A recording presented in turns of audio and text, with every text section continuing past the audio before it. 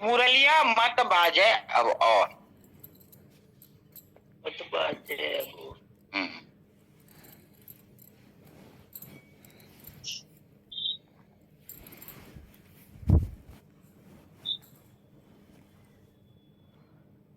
प्रतिदिन गोपियां दही बेचने जाया करती हैं वृंदावन में, ये तो सबको ही पता है। एक बार किसी ने प्रश्न किया, नंदगांव की और बरसाने की सब गोपियां वृंदावन ही दही बेचने क्यों आती थी? क्या नंदगांव में दही नहीं बिकता था कि बरसाने में दही नहीं बिकता था? पर सब दही बेचने या तो कभी संकेत पाकर बरसाने चली जाती थी और अधिकतर वृंदावन चली आती थी। तो ऐसा सुना है कि संकेत वट पर संकेत हो जाता था कि कल हम लोग कहां मिलेंगे, और जो खास खास सखियां थी उनको सबको ये पता रहता था कि कल राधा कृष्ण का मिलन कहां पर होने वाला है, वो सब वहीं चली जाती थी। नंदगांव में ये मिलन होता था ऐसा सुना नहीं है, या तो बरसाने में और अधिकतर वृंदावन में। तो खास खास सब सखियां वृंदावन चली आती थी दही दूध लेके और शाम को लौट जाती थी। उसमें जैसे आज अगर हमें वृंदावन से बरसाना जाना हो तो 18-20 किलोमीटर का चक्कर लगाना पड़ता है, उसमें ऐसा नहीं था। जंगल जंगल से 2-3 किलोमीटर में ही सब आ जाते। कोष चलता था, 1-2 कोष, 1 कोष 1.5 कोष 1-2 कोष में सब नंदगांव बरसाना गिरिराज वृंदावन सब आपस में 1-1 1.5 कोष में सब जुड़े हुए थे। तो जो सखियां वृंदावन दूध दही बेचने आया करती थी, उनमें से एक का पति बाहर रहता था, वह घर कभी कभी ही आया करता था। संजोग से उस दिन घर आया हुआ था और घर आने के बाद भी वह घर में रहे, ऐसा नहीं होता था। कुछ अस्वस्थता या परिश्रम या कोई भी कारण से वह उस दिन घर से निकला ही नहीं। अब वो सखी तो दूध दही बेचने जा नहीं सकती, परदेश में रहने वाला पति आया हुआ है और वो अभी घर में ही है, उसको छोड़कर जाना तो मुमकिन नहीं है। इसलिए उसे घर में रहना पड़ा। उसका मन तो श्री कृष्ण की रूप माधुरी का पान करने के लिए बेचैन हो रहा था।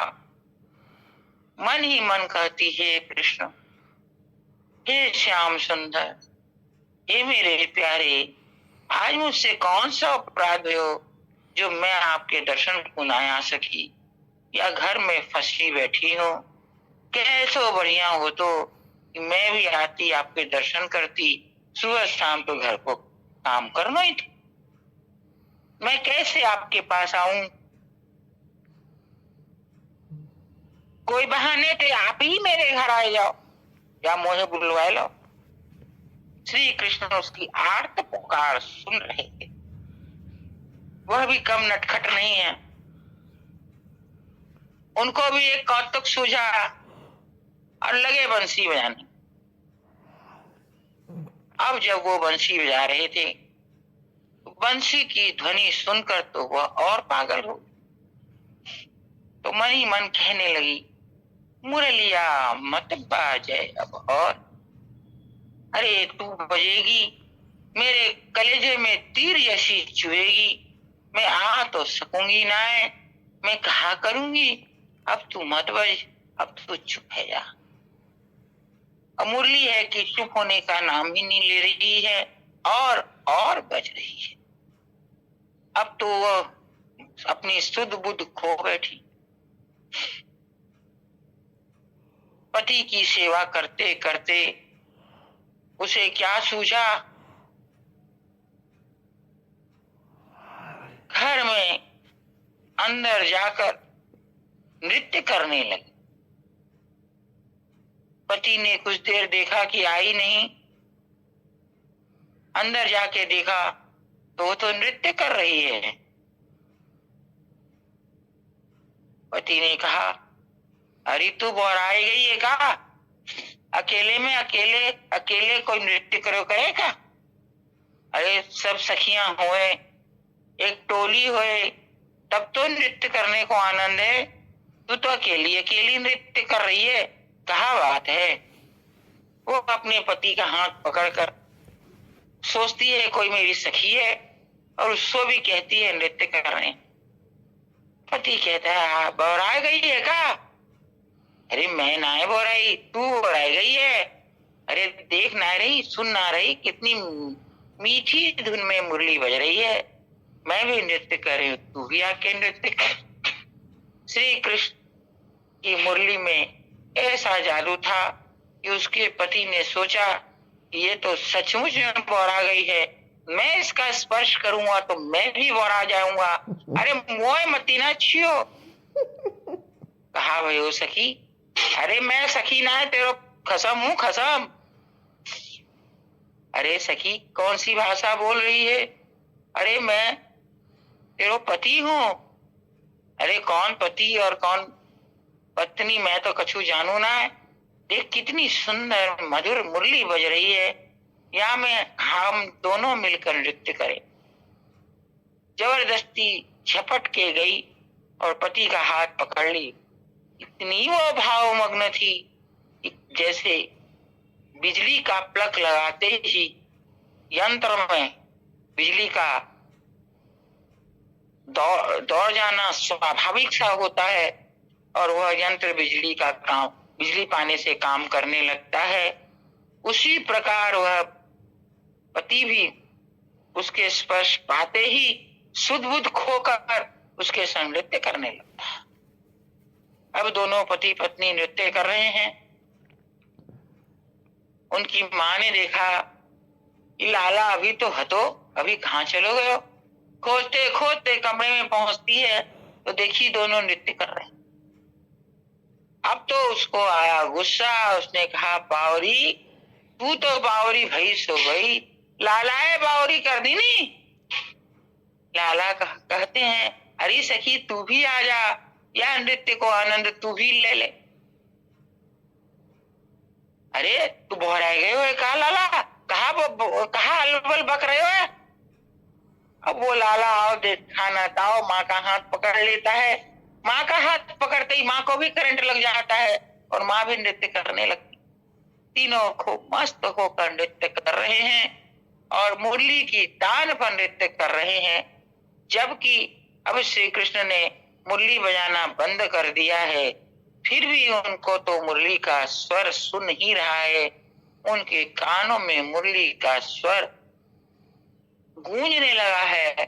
मुरली न बजने पर भी वही स्वर गूंज रहा है और वो नृत्य कर रहे हैं।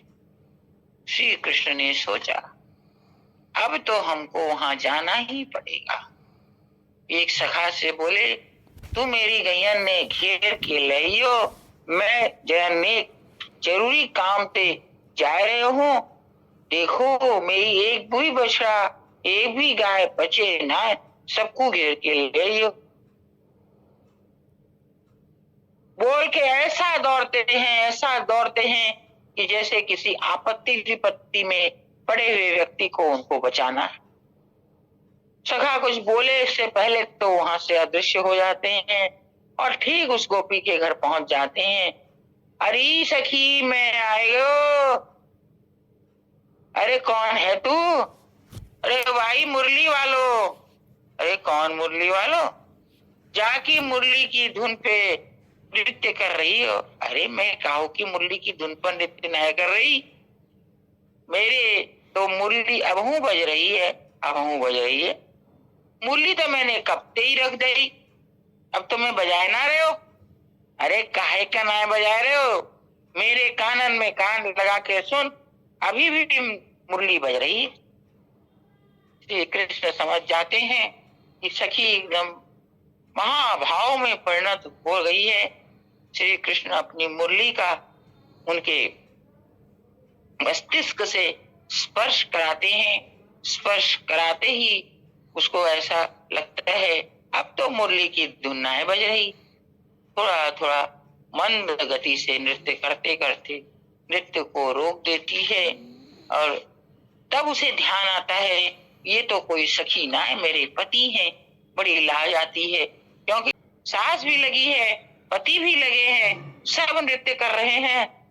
इस प्रकार से श्री कृष्ण सबको शांत करते हैं और पति उनके चरणों में पड़ता है, उसको आशीर्वाद देते हैं।